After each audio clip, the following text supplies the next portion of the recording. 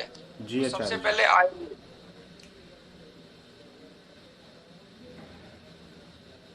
तो सबसे पहले आयुर्वेद है क्या? देखिए, आयुर्वेद एक ऐसा विज्ञान है जो हमें जीवन जीने की कला सिखाता है। ठीक है। आयुर्वेद दो शब्दों से मिलके बना हुआ है। ठीक है।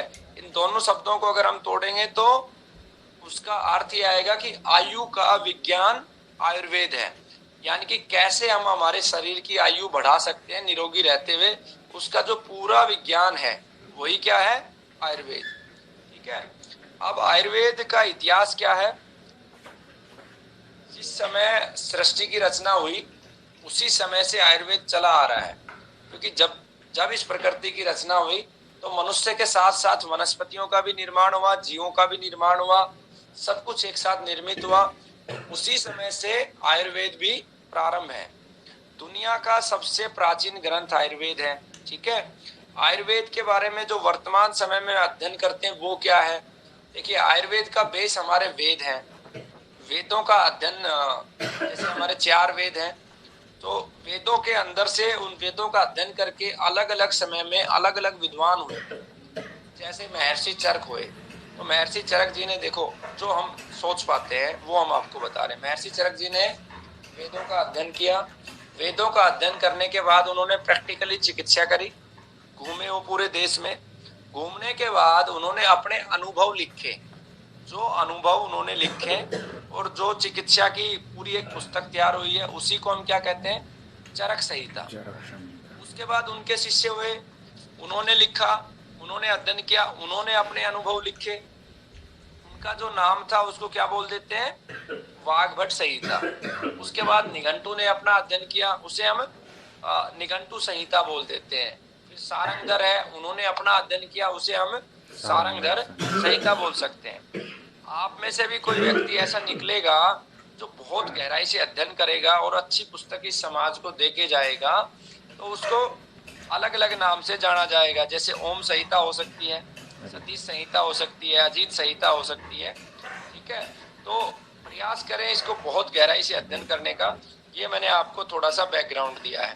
अब दुनिया में जो जितनी भी चिकित्सा पद्धतियां निकली हैं वो आयुर्वेद में से ही निकली है। जैसे एलोपैथी है, आयुर्वेद के आप पूरे गहराई से जब जाओगे तो सिद्धांत है आयुर्वेद के। जैसे एक सिद्धांत है कि विष को विष मारता है। ठीक है। तो विष को विष मारता है, इस सिद्धांत को किसने अपनाया? होम्योपैथी ने। इस सिद्धांत को होम्योपैथी ने अपनाया और आकाशीय एलिमेंट को समझा होम्योपैथी ने। तो एक होम्योपैथी एक अपनी चिकित्सा पद्धति बन गई। उसके बाद एलोपैथी ने क्या, विपरीत, किसी भी चीज के जो ना विपरीत जाना है। यानी जल है तो अग्नि, अग्नि है तो जल, तो विरुद्ध का जो नियम है उसे एलोपैथी ने पकड़ा और उस नियम के आधार पर पूरी क्या हो गई? एलोपैथी तैयार हो गई। नेचुरोपैथी महात्मा गांधी जी ने आयुर्वेद में से कुछ चीजों को उठा के और एक संस्था के रूप में रजिस्टर्ड करवाया था आजादी के बाद। राजघाट पे आज भी वो संस्था है, शायद उसके 7 मेंबर हैं। वो नेचुरोपैथी हो गई। इसी प्रकार से गंगा माँ के किनारे आपकी ये लाइफ पैथी का रजिस्ट्रेशन हुआ है। अब आगे कितनी बढ़ेगी आप सब लोगों की मेहनत है। इसी तरीके से जो एक तरीके से रिलीजन वाइज देखा जाए तो, पंथ वाइज देखा जाए तो, जो भी अरबियन कंट्री है, मुस्लिम जो देश है, वहां पे हमारे आयुर्वेद को कहो या वेदों को पढ़ के यूनानी और सिद्धा तैयार हो गई। ठीक है। ऐसे चाइना की एक अपनी चिकित्सा पद्धति है, रेकी है।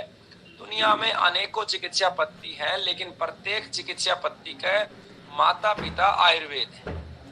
ठीक है। तो जीवन चिकित्सा पद्धति के भी माता पिता आयुर्वेद ही है। ठीक है। अब अगला जो प्रश्न आता है कि भाई आयुर्वेद चिकित्सा पद्धति की विशेषता क्या है? सबसे पहले ये एक संपूर्ण चिकित्सा पद्धति है, कंप्लीट। दूसरा, ये मनुष्य को बीमार ही नहीं होने देती, आरोग्य पे काम करती है, आयु के ऊपर काम करती है। ये संपूर्ण जड़ से बीमारी को खत्म करती है। ठीक है। ये मनुष्य के शारीरिक और मानसिक दोनों उन पे कार्य करती है। ठीक है। यहाँ पर प्रत्येक औषधि एक रसायन की तरह काम करती है। रोग प्रतिरोधी जो है औषधियां हैं वो एक तरीके से रोगी को यहाँ पर बीमार ही नहीं होने देती है। तो ये मुख्य रूप से आयुर्वेद की विशेषताएं हैं। ठीक है, फिर उसके बाद इसके अंदर जो पहले अध्याय में जो अपने को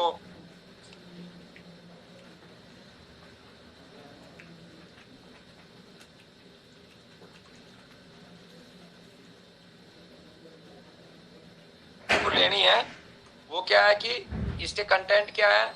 ये सबसे पहले तो रोकथाम करती है बीमारी की, प्राथमिक रोकथाम होने नहीं देती।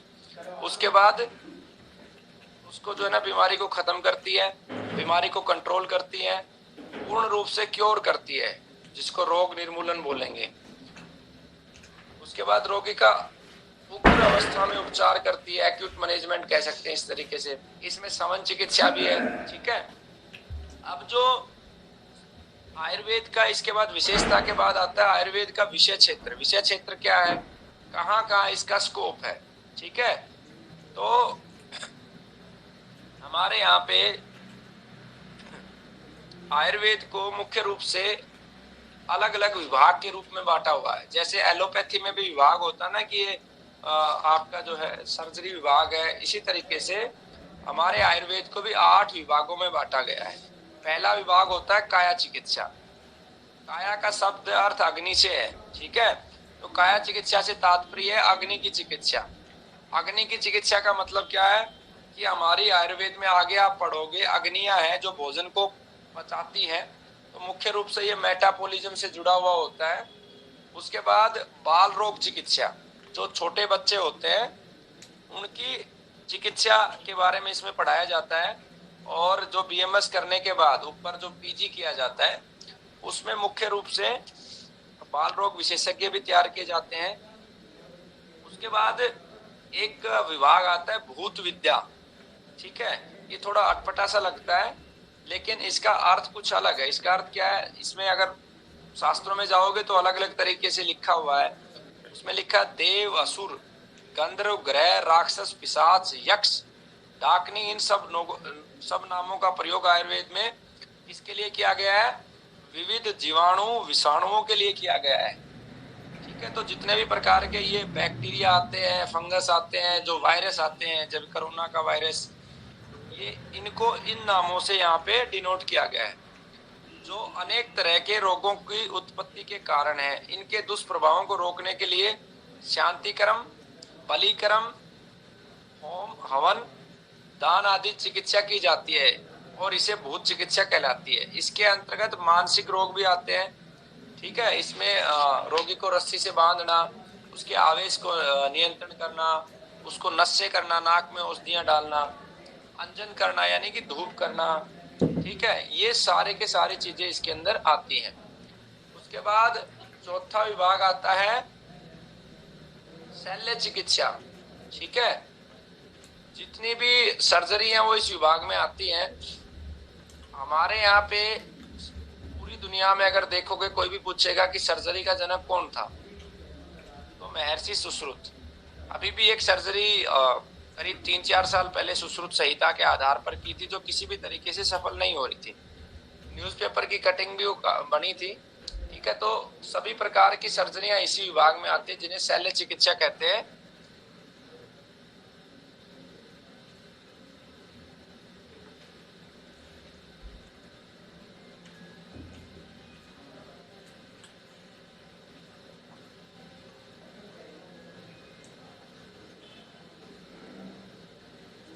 माइक ऑफ हो गया गुरुजी आपका।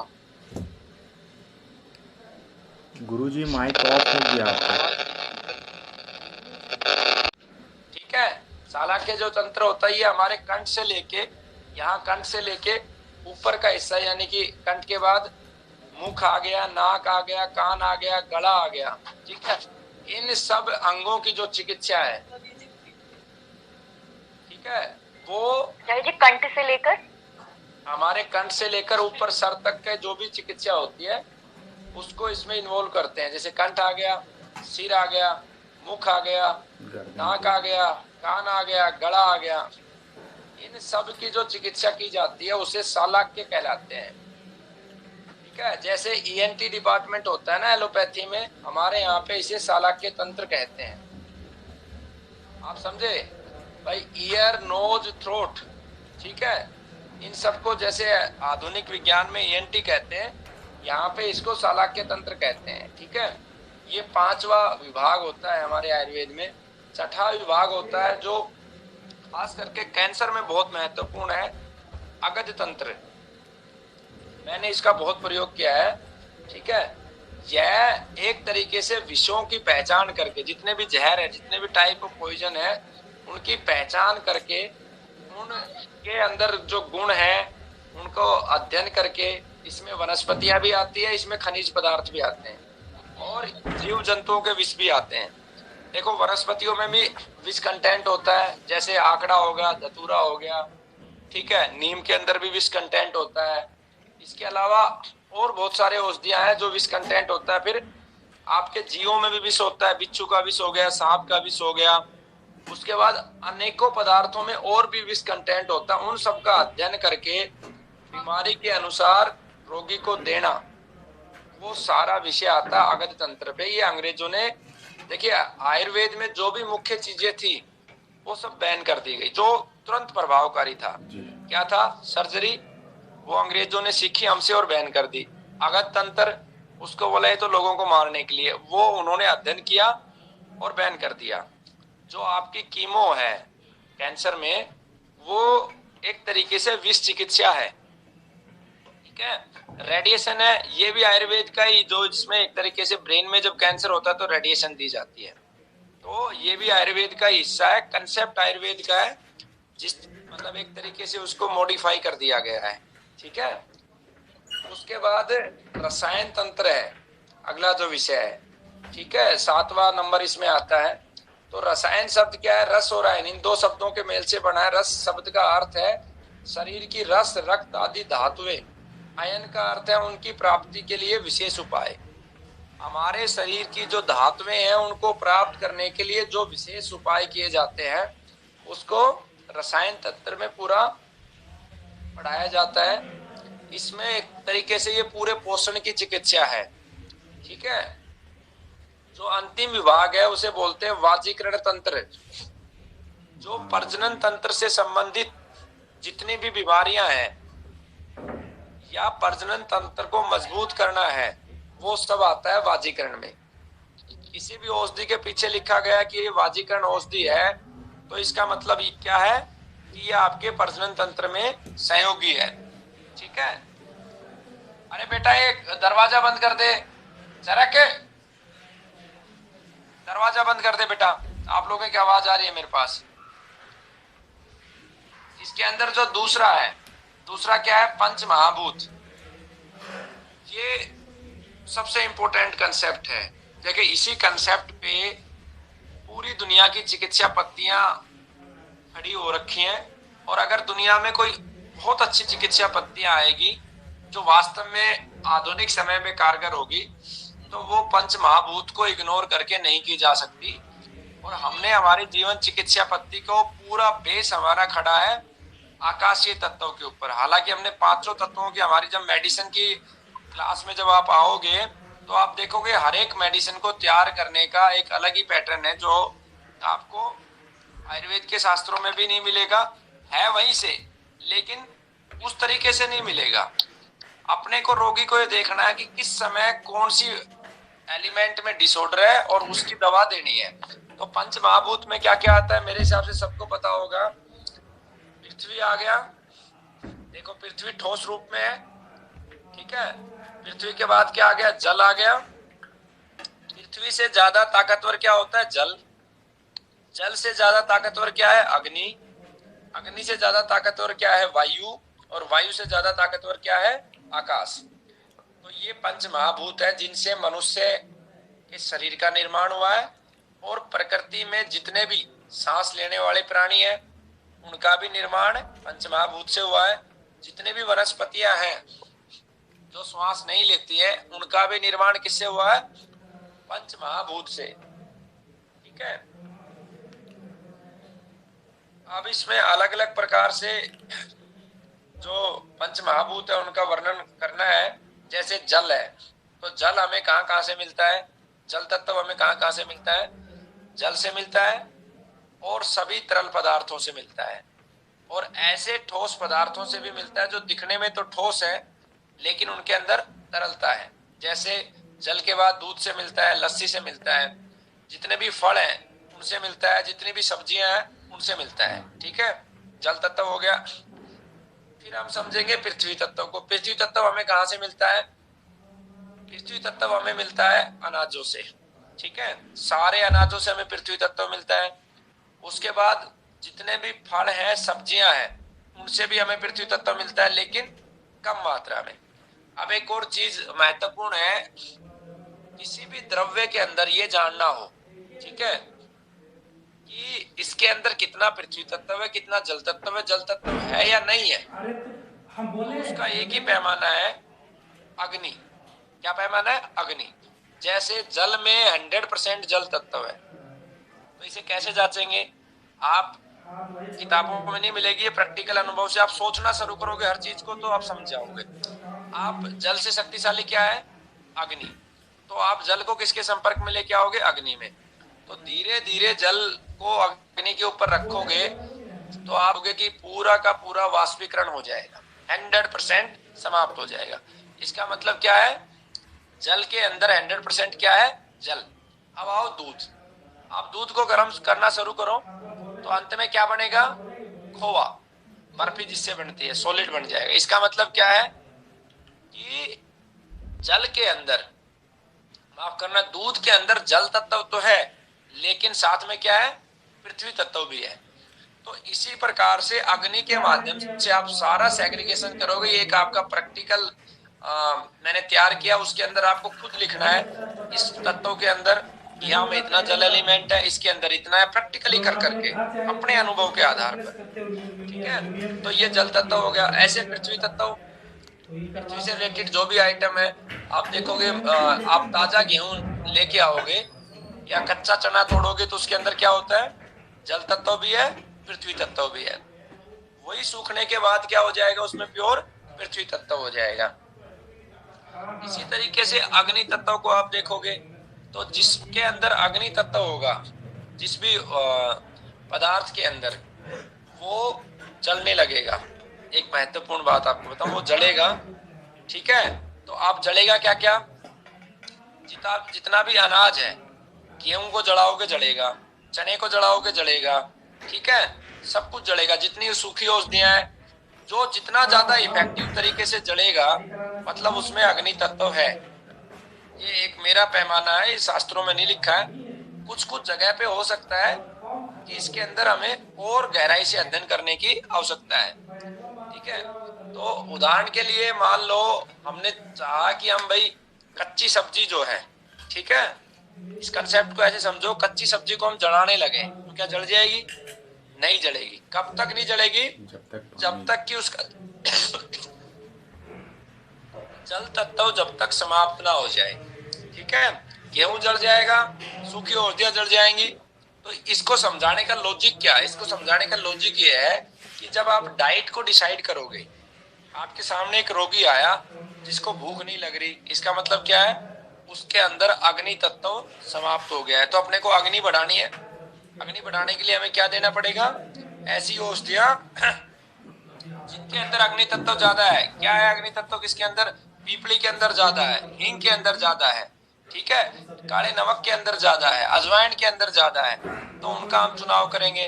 किसी व्यक्ति की अग्नि बहुत ज्यादा उच्च स्तर पे गई, यानी कि पित्त बढ़ा हुआ है, तो हम क्या लेंगे, ऐसे भोजन का चुनाव करेंगे जिसमें अग्नि तत्व बहुत सूक्ष्म है। तो हम कच्चे फल, कच्ची सब्जियां, फल, उनका सेवन कराएंगे। ठीक है, तो अग्नि के बाद, अग्नि से ज्यादा ताकतवर क्या है, वायु। ठीक है, वायु से ज्यादा क्या है, आकाश।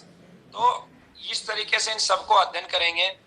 फिर इसके अध्ययन के बाद अपने को क्या देखना, क्या है कि जैसे वात पित्त कफ, पंच महाभूत के पास क्या आता है, वात आता है, पित्त आता है, कफ आता है। तो इसको बोलते हैं आयुर्वेद में त्रिदोष सिद्धांत। त्रिदोष सिद्धांत का क्या अर्थ है, हमारे शरीर में वात पित्त कफ का संतुलन जो है वो हमारे स्वास्थ्य का प्रतीक है और वात पित्त कफ का असंतुलन इस चीज का प्रतीक है, बीमारी का प्रतीक है। अब इसमें प्रश्न उठ के आता है, बार बार मेरे भी मन में ये प्रश्न उठता था, मुझे जवाब नहीं मिलता था। सोचना पड़ेगा आपको, वात है क्या? बार बार बात करते, वात है क्या?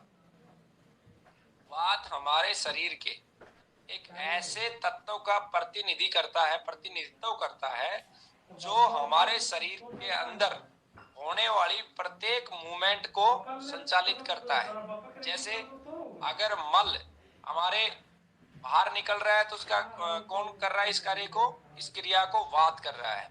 अगर हमारा ब्लड पूरे शरीर में घूम रहा है तो इस क्रिया को कौन कर रहा है, वात कर रहा है, प्रमुख योगदान है। अगर मैं आपको बोल पा रहा हूं तो इस क्रिया को कौन कर रहा है, वात इसका योगदान है। आपकी आंखें ऐसे ऐसे पंपिंग हो रही है, इसको कौन कर रहा है, वात। तो वात अगर कोई पूछे वात क्या है, वात एक प्रतिनिधि करता है। ऐसे नहीं वात, अगर आधुनिक विज्ञान के विद्यार्थियों को आप समझाने लगोगे तो बोलेंगे दिखाओ शरीर में कहाँ है वात। जैसे हमने दिखा दिया ये कोशिका है, ये उत्तक है, ये ऑर्गन है।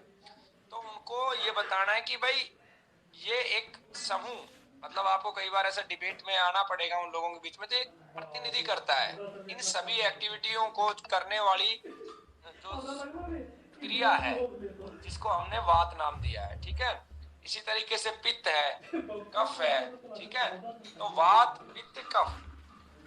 तो वात जो है, वात किस किस से बना है, सबसे पहले ये एक इम्पोर्टेंट बात है, वात बना किससे है। ठीक है, तो वात बना है किससे, वायु से। ठीक है, और आकाश से, दो तत्वों से बना है वात, वायु और आकाश से। फिर वात के गुण क्या है, वात क्या है, रुक्ष है, शीतलता है, लघुता है, चंचलता है उसके अंदर। ठीक है, उसके बाद खुरदरापन है वात में, बहुलता, बहुलता मतलब अधिक बोलने वाला, और जो हमारी कंडराएं हैं, हमारी सिराएं हैं, इनका उभरा होना। और एक होता है शीघ्रगामिता, जल्दी जल्दी वो निर्णय करेगा, निर्णय लेने में तेज होगा, जल्दी क्रोधित होगा, चिढ़ जाएगा। ये सारे लक्षण किसके हैं, वात के। ये वात के एक तरीके से गुण हैं। ठीक है, और हमारे आयुर्वेद में 80 प्रकार के रोग का वर्णन किया गया है जो वात की वजह से होते हैं, वात के जो ना विकृति होने की वजह से होते हैं। तो ये और भी महत्वपूर्ण हो जाता है वात। अब वात के प्रकोपित होने के कारण क्या है कि भाई ये वात संतुलन में कब रहेगा और प्रकोपित कब होगा। तो हमारे शरीर के जो वेग हैं, जब हम उन वेगों को रोकना शुरू करेंगे तो वात प्रकोपित होगा। जैसे क्यों प्रकोपित होगा, अब इसका आप लॉजिक लगाना, समझना, इस चीज को रटना नहीं, किसी चीज को आप भी सोचना। मैं आपको बताता हूँ, जैसे मलमूत्र, मलमूत्र को रोकने से वात क्यों कुपित होगा, पता है क्यों कुपित होगा? मलमूत्र को रोकने से वात इसलिए कुपित होगा कि वात का कार्य है मूत्र को विसर्जित करना, बाहर ले जाना। अब वात ने अपनी ताकत लगा दी उसे बाहर निकालने के लिए, और आपने अपनी ताकत लगा दी उसे रोकने के लिए, तो क्या होगा, तो उसके जो वास्तविक स्वरूप है वो समाप्त हो जाएगा और उसके अंदर विकृति आ जाएगी। ठीक है, ऐसे ही मल है, उसे रोकोगे तो क्या होगा, वात अपनी प्रक्रिया में डिस्टर्ब होगा। छींक आती है, छींक को रोकोगे तो क्या होगा, फिर से वात कुपित होगा। ऐसे जो भी स्वाभाविक इच्छा है उनको दबाना, पाद आ रहा है रोकना, तो उससे क्या होगा, वात विकृत हो जाएगा। उसके बाद खाए हुए भोजन के पचने से पहले फिर कुछ खा लेना, रात को देर तक जागते रहना, ऊंचा बोलना, बहुत ज्यादा बोलना, अपनी शक्ति की अपेक्षा अधिक श्रम करना, जो आपकी इंडिविजुअल कैपेसिटी है बॉडी की उससे ज्यादा, लंबी यात्रा के समय वाहन में धक्के लगना, रूखे, तिक्त, कड़वे और कसैले खाद्य पदार्थों का अधिक मात्रा में सेवन करना, सूखे मेवे अधिक खाना, बहुत अधिक चिंता करना, अधिक ठंडा खाना, इन सब कारणों से शरीर में क्या, वात दोष कुपित हो जाता है। वर्षा ऋतु एवं वर्धा अवस्था में इन कारणों के बिना भी वात का स्वाभाविक रूप से विकृत होना पाया जाता है। यानी वर्षा ऋतु क्या है, वो पीक है, वात के डिसऑर्डर के लिए वर्षा ऋतु पीक टाइम है और वर्धावस्था। ठीक है, अब वात कुपित होने के लक्षण क्या प्रकट होंगे? लक्षण होंगे शरीर में शुष्कता आएगी, रूखापन आएगा, अंगों में शरीर में जकड़न होगी, सुई की तरह चुभने लगेगा, हमारी जो हड्डियां हैं उनमें ढीलापन आएगा, हड्डियों को खिसकना हुआ, हड्डियों का टूटना हुआ, कठोरता हुआ, अंग में कार्य करने की आसक्ति होना, जैसे ऐसे ढीले ढीले अंग हो जाना। एक होता है पार्किंसन, ऐसे ऐसे ऐसे ऐसे लोगों के धीरे धीरे हाथ हिलते रहेंगे, वो हो जाना। अंगों में कंपन होना, अस्वाभाविक गति से अंगों का सूना पड़ना, जैसे कहीं हम बैठे बैठे अभी कक्षा के समय बैठे बैठे कुछ लोगों के पैर सुन्ने हो जाएंगे। इसका अर्थ क्या है? उसके अंदर जो वात है वो डिसऑर्डर हो चुका है। शीतलता, कमजोरी, कब्ज कब्ज हो गया, तेज पीड़ा होना, नाखून, दांत और त्वचा के रंग का कुछ काला या फीका पड़ जाना, और मुंह का स्वाद कैसा हो जाना? कसैला या फीका। तो वात का मूल स्थान क्या है? पकासे आंत। ठीक है, अन्न का मल भाग जब पकासे में पहुंचता है तो वात उत्पन्न होती है, जो दूषित और प्रकुपित वात की ही होती है। ठीक है, अब वात का उपचार क्या है? अगर प्रकुपित हो गया तो सबसे पहले तो सारे जो वेग है वो समय से होने चाहिए। ठीक है, हमें वेगों को निरोध नहीं करना, रोकना नहीं है। उसके बाद हमारे भोजन को परिवर्तन करना है।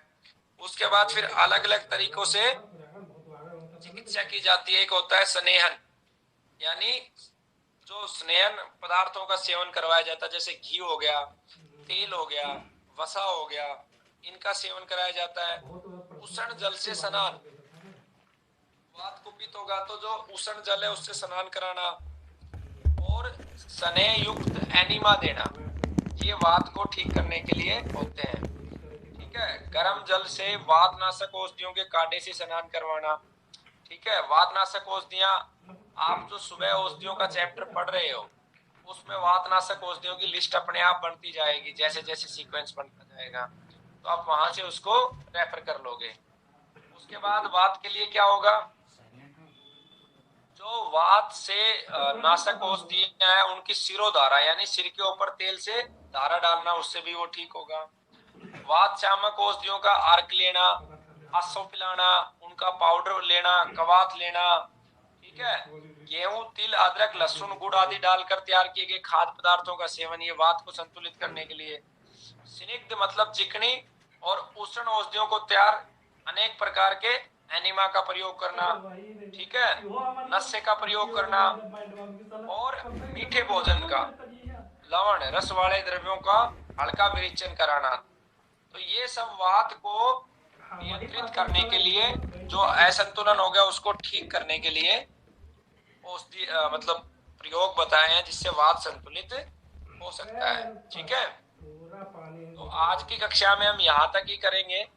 ठीक है, आगे फिर वात के जो है ना 6 के बारे में पढ़ेंगे, वात के प्रकार पढ़ेंगे, वो अगली कक्षा में करेंगे। आज पहली कक्षा है। ठीक है, तो अब क्लोज कर दे हम।